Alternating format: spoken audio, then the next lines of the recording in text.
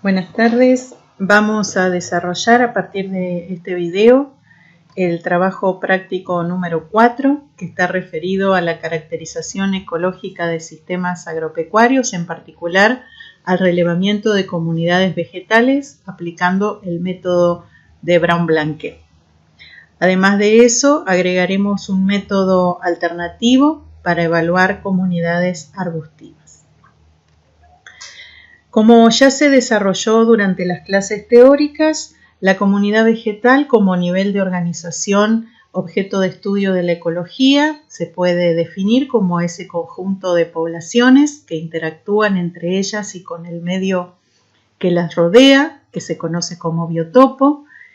influyendo de manera particular en forma tal que es posible identificar a esa unidad de vegetación que funciona sin necesidad de incorporar información externa. En esa comunidad las poblaciones se organizan de una manera jerárquica y le confieren una identidad fisonómica y florística. A través de los métodos que vamos a desarrollar en este trabajo práctico, trataremos de caracterizar a las comunidades abordando justamente esos aspectos fisonómicos y florísticos. Cuando hablamos de comunidades vegetales, entonces estamos hablando de esas unidades de vegetación en las cuales la combinación de poblaciones vegetales se determinan formando una unidad que puede ser arbustiva, herbácea o inclusive arbórea. La rama de la ecología que desarrolla este tipo de métodos que nos permiten caracterizar e identificar a las comunidades de acuerdo a su composición florística y atributos fisonómicos se denomina fitosociología, que es la que tiene como objeto o unidad básica de análisis a la comunidad vegetal, definiendo a la comunidad vegetal como esa unidad identificable en el ecosistema a la que normalmente podemos denominar stand, una unidad biológica vegetal separada, una unidad de vegetación en el ecosistema. Por lo tanto, es objetivo de la fitosociología identificar y describir a las comunidades vegetales analizando lo que se denominan atributos florísticos. Cuando hablamos de atributos florísticos, nos referimos a variables medibles que podemos determinar sobre las poblaciones que integran la comunidad. Esas variables nos permiten hacer una estimación de la abundancia de las especies, que es principalmente lo que va a definir su función dentro de la comunidad. Esas variables, que las podemos distinguir entre analíticas y sintéticas, van a ser cuantitativas o cualitativas, y las sintéticas son aquellas que van a relacionar a las primeras de manera tal que va a ser posible caracterizar la relación de las poblaciones dentro de la comunidad. Cuando necesitamos conocer cuál es la comunidad presente en un área, si bien, como dijimos, tenemos la posibilidad de hacer una observación visual e identificar una identidad fisonómica y con ello darnos una idea de cuál es la comunidad presente, es necesario efectuar un relevamiento completo, ya que visualmente lo que hacemos es distinguir a las especies que le dan el aspecto principal a la comunidad, ya sea por su porte o por su abundancia. Pero la comunidad, por supuesto, es un conjunto de especies en las cuales cada una está aportando en diferente medida. Y eso es lo que debemos cuantificar a través de la aplicación de una metodología confiable para obtener resultados que reflejen realmente lo que está pasando en la comunidad. Para eso, en esta asignatura vamos a utilizar el método de Brown-Blanquet. Es un método publicado en la década del 70, pero que hasta el presente sigue siendo prácticamente el más utilizado a la hora de identificar y caracterizar comunidades vegetales. Si bien se puede aplicar tanto a herbáceas como a arbustivas, nosotros lo vamos a sugerir principalmente para las herbáceas y vamos a proponer un método alternativo para lo que es arbustivas. Pero se aplica en ambas situaciones y su confiabilidad y la practicidad lo han destacado como uno de los métodos más utilizados en todo el mundo para la evaluación de comunidades. Este método de Brown-Blanquet que nosotros vamos a aplicar para identificar comunidades tiene una profundidad de estudio y de análisis mucho mayor que permite llegar a clasificar a través de numerosas aplicaciones del método en comunidades similares ecológicamente en grandes regiones, permite, como les decía, llegar a identificar a las especies que constituyen esas comunidades y clasificarlas por un nivel de fidelidad, es decir, por un nivel de afinidad o compromiso o asociación de esas especies con determinadas comunidades. De manera tal que la aplicación sucesiva, como les decía, de este método a nivel de comunidades en sitios ecológicos similares, permiten clasificar a las especies en especies exclusivas, selectivas, preferentes, indiferentes y extrañas, haciendo una clasificación de mayor a menor por el grado de fidelidad de las especies, es decir, por el grado de afinidad que tengan con un tipo de comunidad. De esta forma, una especie exclusiva es una especie que solo y solamente se presenta en un determinado tipo de comunidad. Las selectivas son aquellas que con mucha frecuencia se presentan en algún tipo de comunidad, pero que puede ser que alguna vez no la encontremos en esa misma comunidad. Las preferentes son las que con mayor frecuencia se presentan en un tipo de comunidad, pero pueden ser encontradas en otro tipo de comunidad. Las indiferentes son las que no se presentan con una asociación directa a un tipo de comunidad, sino que podemos identificarlas en diferentes condiciones. Y las extrañas son las que accidentalmente pueden pertenecer a un relevamiento en una comunidad. Desde el punto de vista ecológico, este tiene su aplicación en cuanto a que este grupo de las de mayor fidelidad se conocen como especies características, es decir, que la sola presencia de ellas nos permite extraer conclusiones respecto a las condiciones ecológicas del stand de vegetación en la que se encuentran. Son las especies que normalmente llamamos también indicadoras. Ustedes habrán escuchado hablar de especies indicadoras de salinidad o de fertilidad, o indicadoras de contaminación, o al revés, de aire sin contaminación. Es decir, que la sola presencia de esas especies identifican las condiciones ecológicas que permiten su instalación junto con la comunidad a la que pertenece. De esta manera, este otro grupo solamente van a cumplir la función de acompañantes, es decir, que van a estar presentes pero no van a tener un rol protagónico en las comunidades. Y, por supuesto, eso hace que no puedan ser utilizadas, como las anteriores, para extraer conclusiones o para brindar información sobre las condiciones ecológicas que favorecen al desarrollo de una determinada comunidad. Yendo directamente a lo que es la aplicación del método de Brown-Blanquet, que como decíamos está destinado a identificar y caracterizar a las comunidades,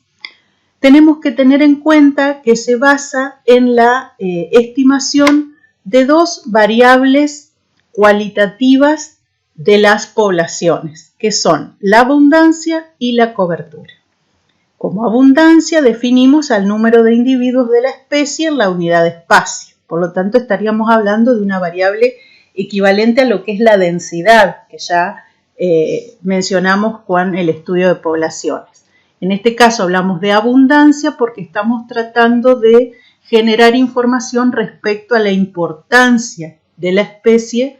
en función del resto de la comunidad. Y cuando hablamos de cobertura, hablamos de la superficie del terreno que está cubierto por la proyección de la parte aérea de la especie, es decir, cuánto cubre el follaje o la canopia de la especie en cuestión sobre una unidad conocida de superficie. En base a la caracterización o a la medición de estas dos variables sobre cada una de las especies que se presenten en la comunidad, es que podremos llegar a sacar conclusiones respecto a la generalidad de la comunidad. Abundancia y cobertura son variables cuantitativas que se atribuyen a cada población. Son variables cuantitativas que se miden sobre cada población que se presente en una comunidad. Con esta finalidad justamente de asignar los valores de abundancia y cobertura de las poblaciones que forman una comunidad, se genera a partir de este método una escala combinada de abundancia y cobertura a los fines operativos, a los fines de una aplicación más práctica de esta determinación. Esta escala combinada hace que, por ejemplo, para el caso de que tengamos una especie que sobre la unidad de análisis, que recuerden que la unidad de análisis para nosotros va a ser la unidad muestral, el censo de vegetación, que antes hemos definido su tamaño y forma en la planificación del muestreo. Sobre la unidad de análisis o la unidad muestral, nosotros debemos asignar a cada una de las especies que se encuentren presentes en esa superficie un valor de esta escala. Si una especie en esa unidad muestral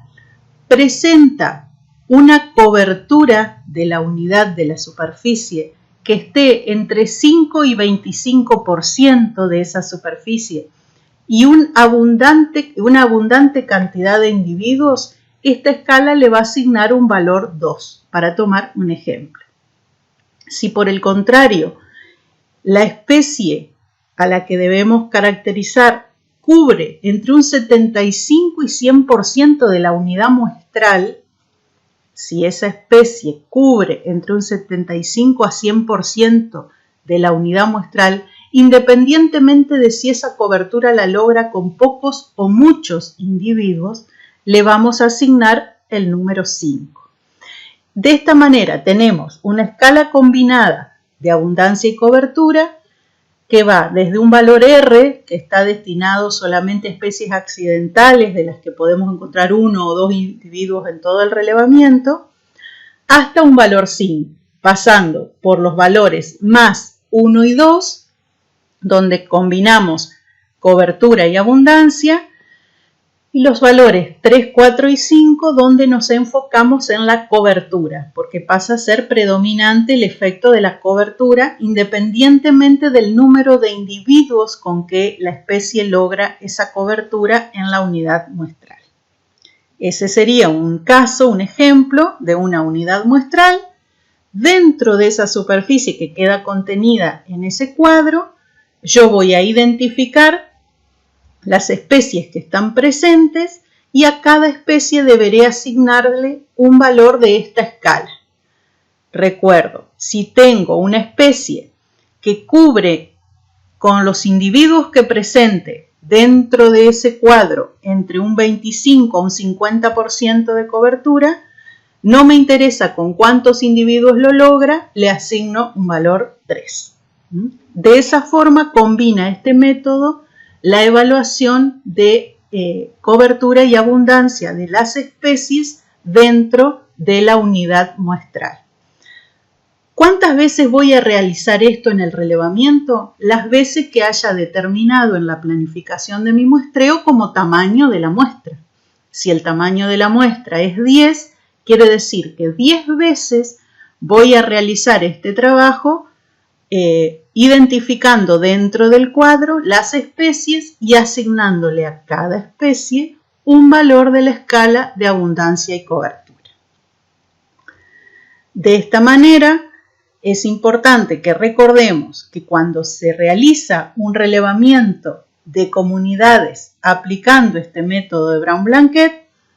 lo primero que voy a hacer es compilar una serie de información referida a lo que es el lugar, el tipo de comunidad en general, fisonómicamente que estoy observando, cuáles son los factores que puedo caracterizar dentro de lo abiótico y finalmente el registro de las especies presentes dentro de la unidad muestral y el valor de la escala combinada que le debo asignar a cada especie. Esa información lo que va a constituir son tablas. La tabla de campo es la que vamos a ver ahora en un poco más de detalle, es la tabla bruta y a partir de ahí viene el procesamiento de la información que va generando distintos niveles de organización de esa información y por lo tanto la posibilidad de extraer conclusiones al respecto de la comunidad. Todas esas tablas son lo que se denominan tablas fitosociológicas. La tabla fitosociológica básica es la tabla que se utiliza a campo para registrar la información básica del relevamiento. Entonces, muy importante que tengamos en claro, lo que vamos a traer de nuestro trabajo de relevamiento a campo es la tabla bruta, que es una tabla de doble entrada en la cual se van a consignar en las columnas los censos, es decir, la cantidad de veces que realicé evaluaciones sobre la unidad muestral. Y en cada una de las filas van a estar figurando las especies que vaya identificando dentro de esa unidad muestral. En la celda originada por el cruce de columna y fila, lo que voy a hacer figurar es el valor de la escala combinada de abundancia y cobertura que le asigné a esa especie en ese censo. En el censo número 3, la especie Acicarpa tribuloides fue asignada con un valor 2. ¿Qué quiere decir? Que en esa unidad muestral, Acicarpa tribuloides alcanzó un valor de cobertura que estuvo entre el 5 y el 25% y lo logró con numerosos individuos.